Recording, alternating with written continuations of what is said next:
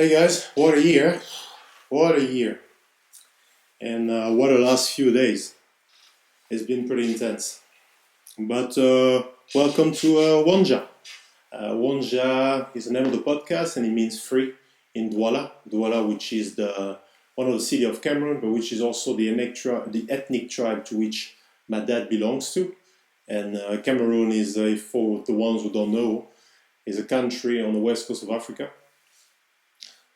So, but what I hear and what I read, you guys really want to help, a lot of you, and it's fantastic. It means you've heard a message, and a message which took decades and public execution, humiliations, a weakening of a society, gruesome murders to be filmed on cell phones, and finally this public execution to top it all, and for you to finally hear it and realize that there is really a big problem and that racism is still alive, and it is bigger than you think. Bigger than you think. The great thing about it is that you finally see and you finally hear that there is another story. There is another side of the story, and there is even maybe another narrative. A narrative that's been, on the other side, twisted, amplified, and exaggerated to the benefit of a little part of the people, for just a few handful of the people, not even you probably.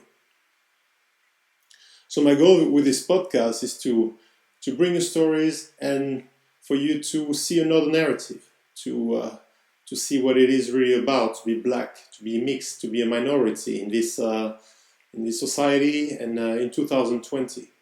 And we're not in 1960, but we are in 1960 in many ways, and we are in 1980, and despite civil rights movements and the beautiful things said in classrooms, the beautiful words spoken by politicians, and the beautiful ideas stolen from philosophical books by the media, reality is racism is still there, and there are still A-class people and B-class citizens.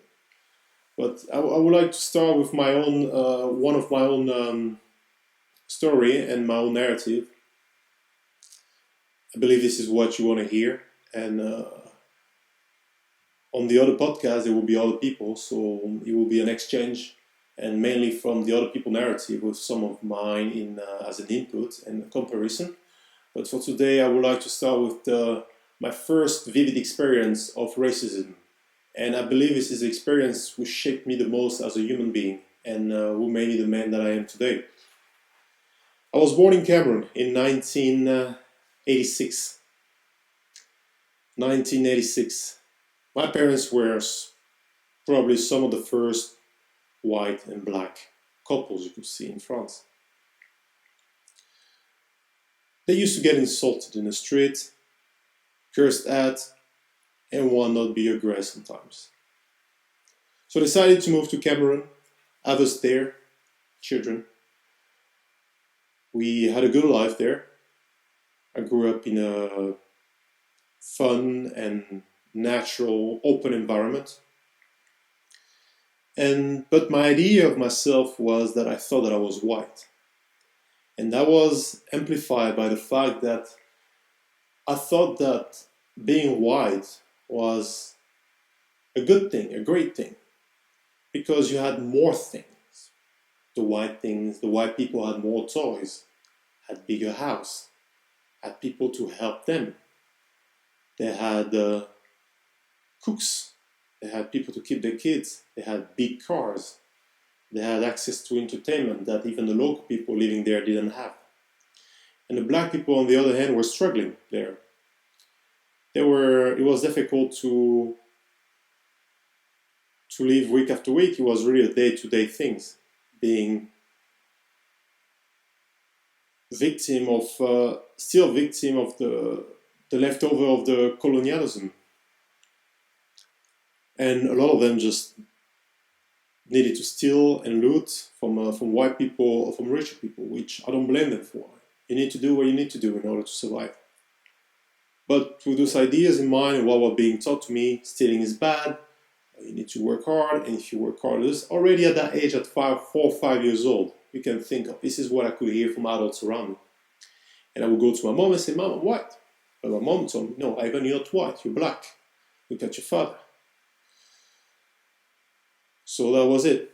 To me, I was white, and until I moved to France. We moved to France in 1993, 1994. My parents decided to go back to France for various reasons, to give us a better life and better education mainly. And but it was an easy thing. The first years were terrible and difficult. I really, really missed Africa. And as you can see, I didn't return back to France. I moved away, and I'm now based in the Netherlands, which I believe is a better country to live in for minorities, but still not great and perfect. Anyways, going back to the story, the first days at school I was alone, didn't know anyone, and I'm someone social, open, and eager to meet people, enthusiastic and warm. This is how most of you know me.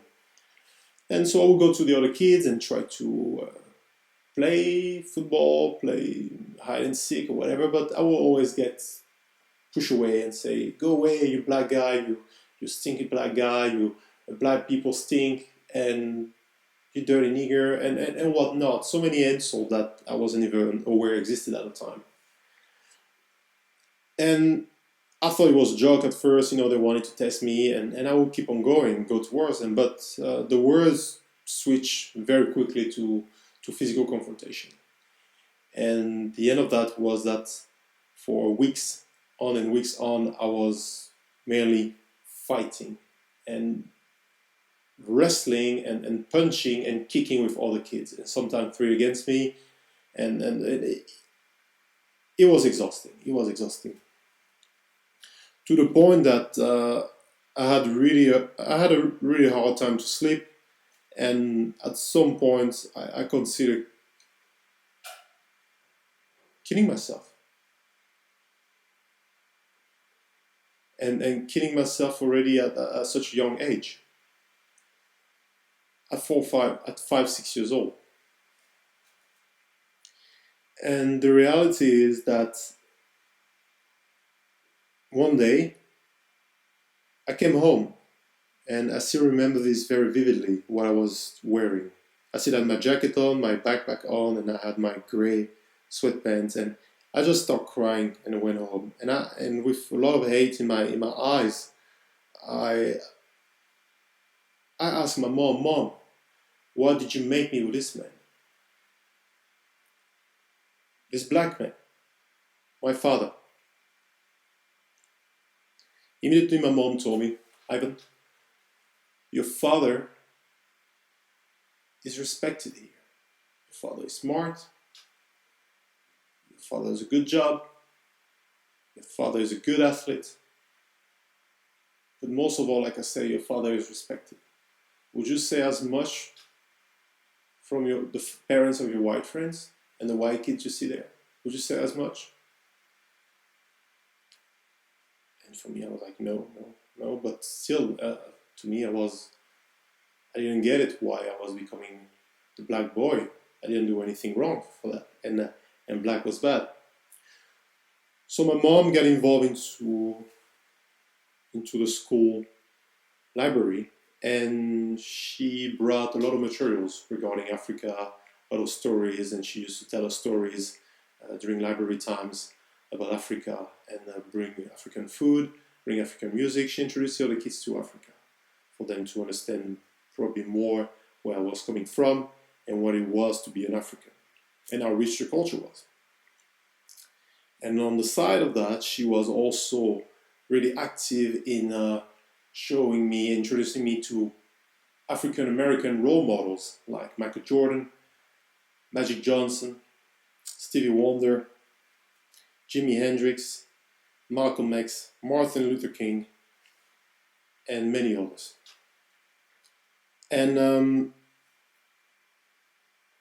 the tide changed the day she showed me a photo of Carl Lewis, sorry.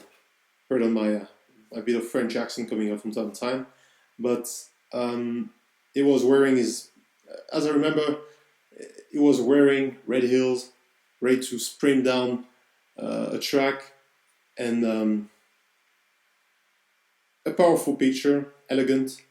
And my mom was going on and on about how good looking he was and how powerful he was and how much class and how much strength and courage this man had. And as she tells me, and she told me the other day, I went on and slammed the book and I said, Mom, it's enough, right? It's enough. And she realized that I was just jealous of a black person. And I was just jealous of a black male.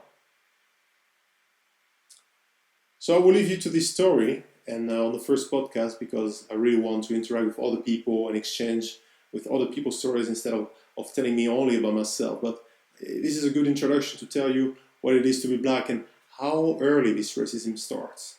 And that even black people, black kids, how they think about themselves through this society and how it is built up. And I want you to think about all of this and think that this is a long battle that we have here, a long fight. We just won a small battle. You just heard us, and it took a tremendous amount of energy. Most of us black people are exhausted. We went through an emotional roller coaster of anger, sadness, and sadness and anger and sadness. It's not a victory. We're not happy yet. And this is not a political thing, believe it or not, for you who think I don't want to get involved in this because this is political. This is not political. This is social. It concerns the health and development of our societies and its communities.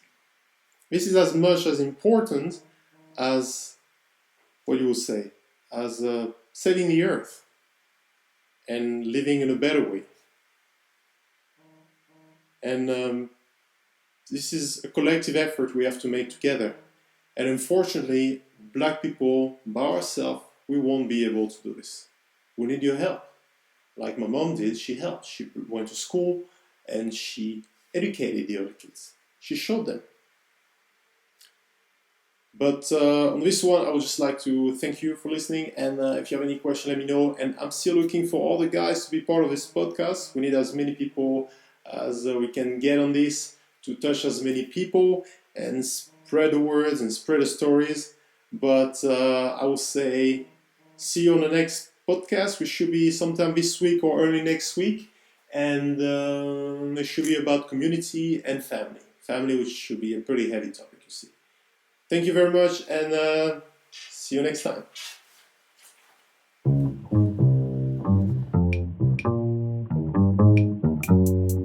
Hey yo,